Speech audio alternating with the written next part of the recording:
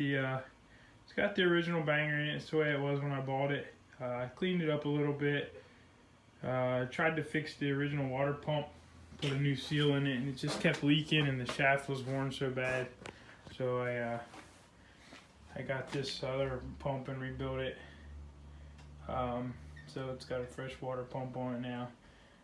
Rebuilt the distributor, new cap, all that stuff, the normal stuff. Put new wiring harness, the original one, in it.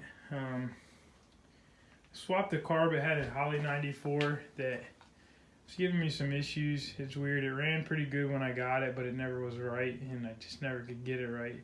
So I just swapped this Stromberg. That needs to be cleaned up and tuned a little bit, but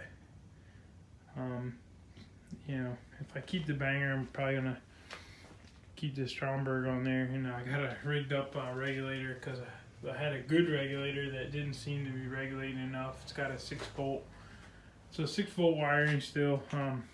Got a brand new battery and stuff when I got it. I put the new wiring because it had old ratty wiring. Got all the headlights with turn signals wired up, and then the 6-volt pump was kind of rigged up, so got all that working. And then it seemed like the pump wasn't working right, and it had an 8-volt battery, so I think it had a little bit of issue with that. Maybe it was running a little different before.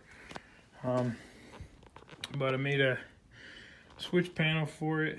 You can't see real good, but the interior at one time was really good. I pulled the headliner out, redid the vinyl on the top, and I don't plan on painting this car really for any time soon.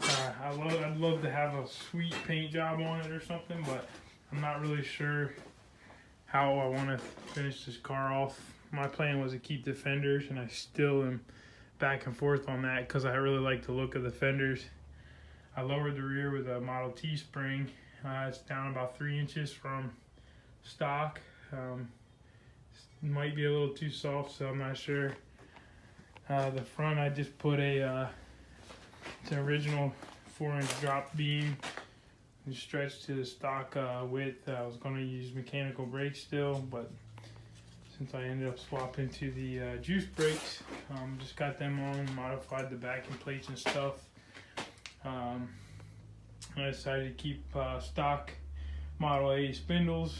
I'm going to bend the I want to bend the, I got to get my buddy Dan's going to help me out with the torch because I don't have a torch, so I just got to flip the steering arms on both sides. There's got the ball on top that needs to be twisted in 180 degrees, and it looks like all my steering will clear. But I'm kind of at a standstill because I'm thinking about selling the banger and swapping to a flathead V8. I've been fighting it, and I don't know. I love the bangers, but at the same time, I want to do a transmission swap, something that's synchronized, and I really want to just be able to drive this thing anywhere and get a little bit more highway cruising speed on it. So not necessarily that the later trans will do all that for me, but I think the motor will be a little bit more power for that, but we'll see how that works out. But this motor does seem really peppy, so who knows, we'll see. But I'm working on that. It is for sale, but I'm just not sure if it sells, and if not, I want to get this car together. So but I did the vinyl top on it like an original style, and I did a kind of quick and shitty job on it because the there's some issues there. I dug out it had plywood. The whole top had a 1/4-inch plywood in there, and like millions of nails and just layers of Bondo, and then they just smoothed all that over. And maybe at one time it looked good, but it was all bubbled up and cracked. And when I bought the car, I just kind of expected the worst and thought I was going to have to replace all this metal up here. But it was pretty awesome when I dug it out, sanded it down to bare metal. It was like beautiful metal under there, other than these dented spots. So I just decided to give it a quick rattle can job with some different layers and colors to give it the try to match. You can see here's my original paint, and then you can see there it's got some crap going on, but you can see over here I think I did a pretty good job of matching it, because this was all mostly bare metal here, and then back here you can see this is the original crazed up old lacquer paint. But it's not perfect, but it's got the look.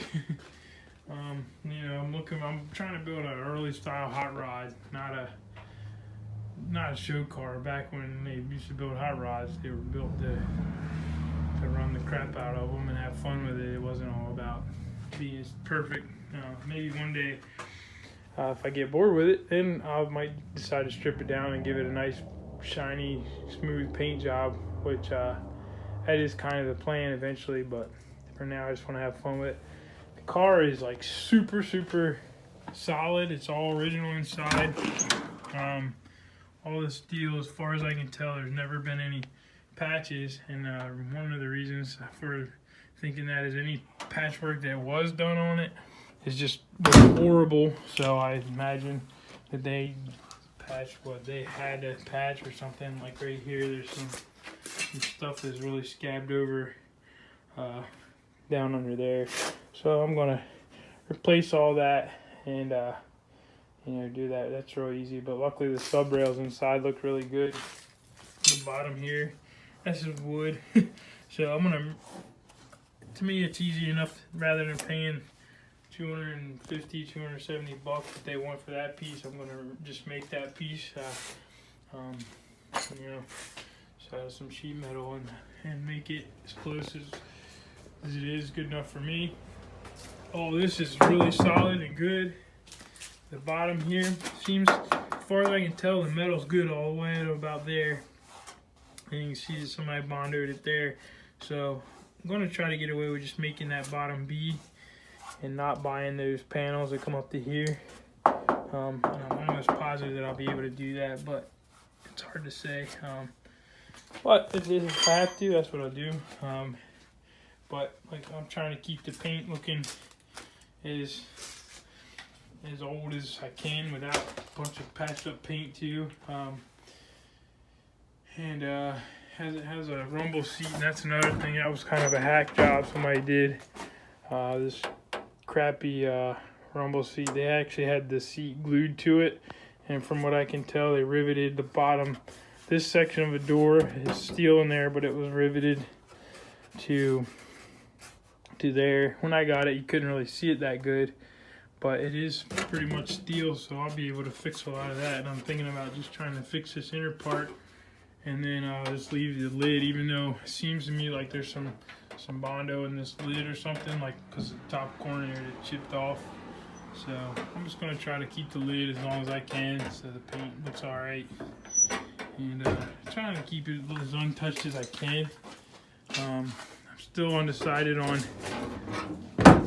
whether I wanted to. I love cars without the fenders, but at the same time,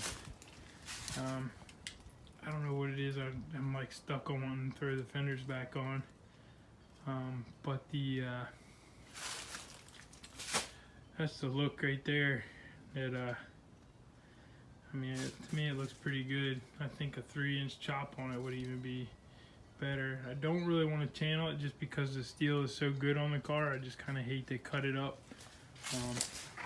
But I got the rears all cleaned up, Model T spring in there. Got the juice brakes on the back. I gotta pull them and clean up the repaint them and stuff. But my garage is a mess. You can see I've been working swapping springs all week. But the car is super solid underneath. It's amazing how solid it is up under here. But it is what it is. That's the car. But I'm hoping to get it on the road here soon. That's why I'm debating whether I want to do an engine swap or wait till like next winter, because now coming up soon it'll be spring and I'll be wanting to drive it, So we'll see. But I got to run with plan on running with the hood on it. Probably the sides. I like the look of the hood. So, but that's it. Hopefully, I'll be out cruising it soon.